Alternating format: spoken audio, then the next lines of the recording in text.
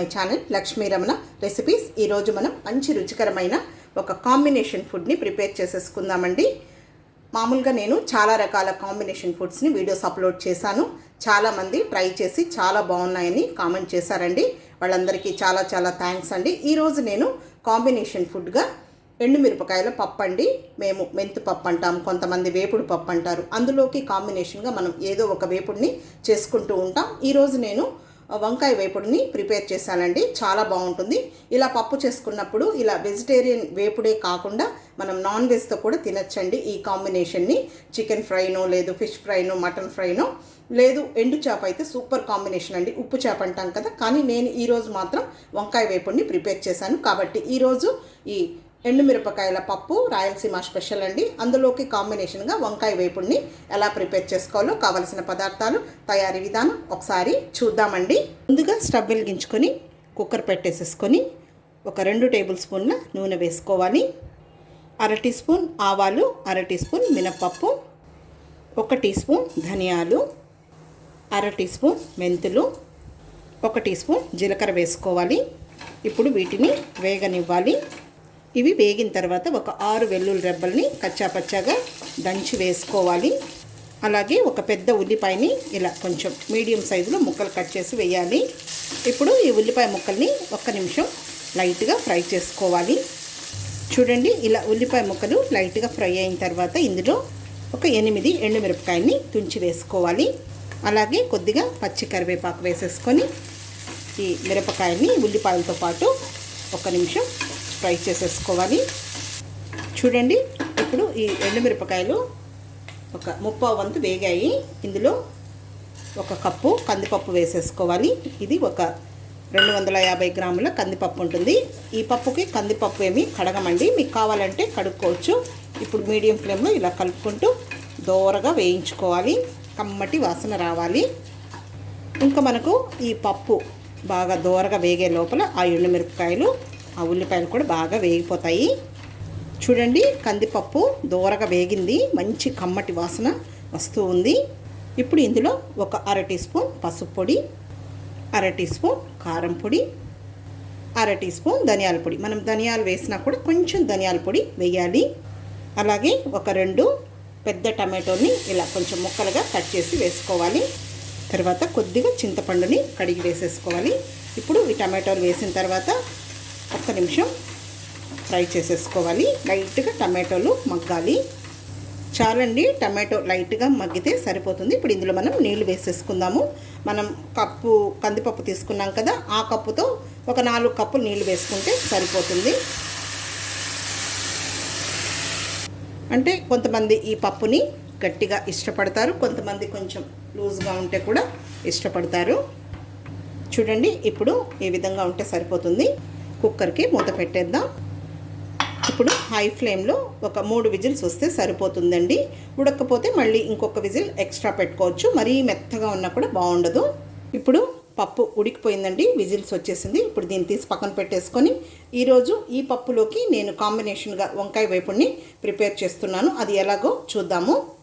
Stove వెలిగించుకొని pan పెట్టుకొని ఒక 2 టేబుల్ స్పూన్ల నూనె వేసుకోవాలి. ఇవి పోపు దినుసులండి. ఆవాలు 1/2 టీ స్పూన్, మినపప్పు 1/2 టీ స్పూన్, పచ్చిశనగపప్పు 1/2 టీ స్పూన్, జీలకర్ర 1/4 టీ స్పూన్. పోపు దినుసులు వేగిపోయాయి. 2 ఎండుమిరపకాయలని తుంచి వేసేసుకుందాము. అలాగే ఒక మీడియం సైజు ఉల్లిపాయని పొడవుగా కట్ చేసి వేసుకోవాలి.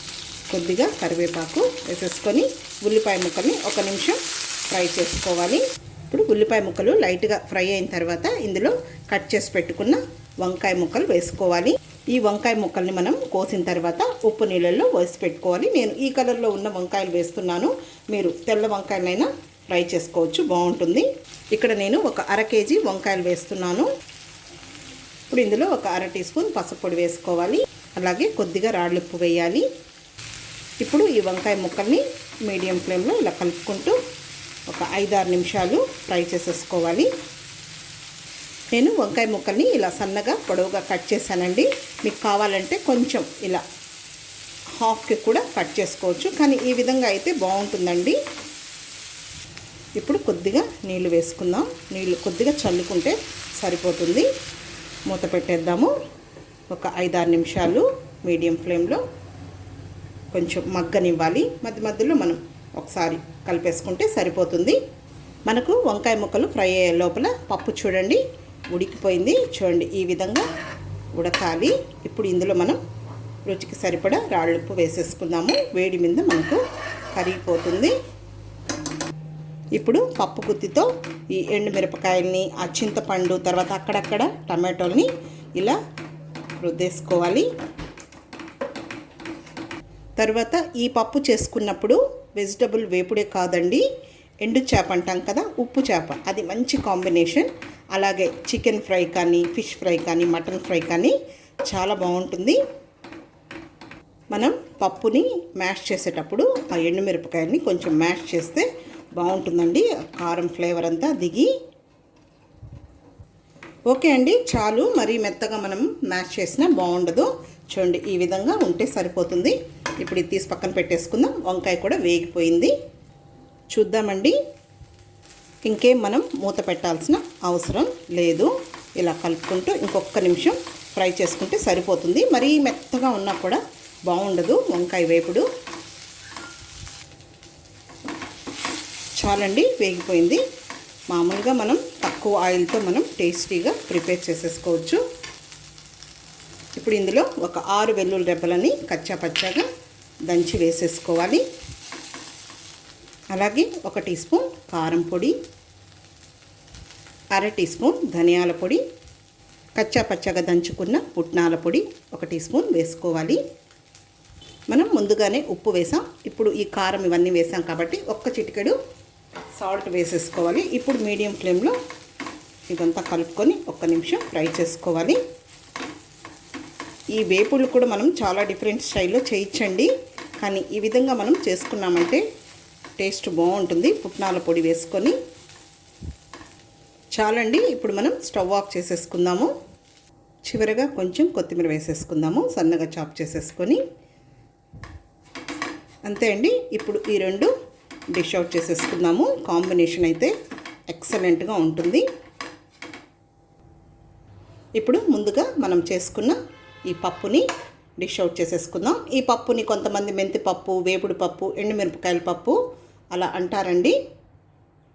ఇంకా ఈ పప్పులోకేమీ కొత్తిమీర అవసరం లేదండి, మీకు కావాలంటే వేసుకోవచ్చు. నేనైతే ఈ పప్పులో కొత్తిమీర వేయను. అంతే అండి. ఇప్పుడు మనం వేపుడిని డిష్ అవుట్ చేసేసుకుందాము. ఇప్పుడు వంకాయ వేపుడిని డిష్ అవుట్ చేసేసుకుందాం. నేనైతే ఈ మెథడ్లో చేస్తానండి, మీరు చూడండి. నచ్చితేనే ట్రై చేయండి. 100% పక్కా టేస్ట్ సూపర్గా ఉంటుంది. అంతే అండి, చూసారు కదా ఈరోజు నేను చేసిన కాంబినేషన్. నేను ఆల్రెడీ చాలా రకాల కాంబినేషన్ ఫుడ్స్ని వీడియోస్ అప్లోడ్ చేశాను, ట్రెడిషనల్ ఫుడ్స్ని. ఒకసారి తప్పకుండా చూడండి, ట్రై చేయండి, చాలా బాగుంటాయి. ఈ పప్పుని మీరు వేడి అన్నంలో కొంచెం నెయ్యి వేసుకొని తినండి, సూపర్గా ఉంటుంది.